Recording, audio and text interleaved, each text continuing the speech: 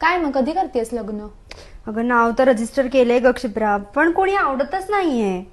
I know, आणि म्हणजे मला अशी 8-10 मुलं बघून नाही करायचं यार. म्हणजे I need to see some more options. Of course. हे बघ, आत्ताशी आपण 25च वर्षाचे आहोत. तेच जुळेल आपलं. मुलं बघता बघता आपण 40शीत आलो. हो ना यार. अगं पण काय होतंय माहितीये का, पत्रिका जुळतीये पण वाईब मॅच नाही होते. एक्झॅक्टली. पण आपल्यापेक्षा मुलांचा पगार जास्त असावा ही अपेक्षा करणं काय चुकीचं आहे? असायलाच हवा तो. हे बघ, अजून 10-15 मुलं बघू, आपलं नक्की जुळेल. आरामात जुळेल. जुळलं का ग तुझं? अगं एक मुलगा आवडला होता मला, पण त्याची उंची जरा कमी आहे ग.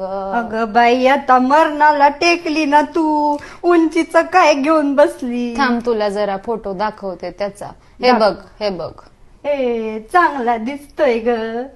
काय कमवतो किती तो? अगं आता रिटायर झाला ग. पण त्याच्याकडे काहीतरी जमीन जुमला असेलच ना. ते काही मला माहित नाही बाई, ते सगळं तू विचारून घे बरं त्याला. पण तू म्हणते की त्याची उंची जरा कमी आहे ना. कमी आहे, कमी आहे. मग मला असं वाटतंय अजून जरा 10 ऑप्शन्स बघते आणि मग ठरवते. अजून सुद्धा आशा आहे बाई मला. जमेल आपलं. माझं जुळेल. जुळेल आपलं, जुळेल.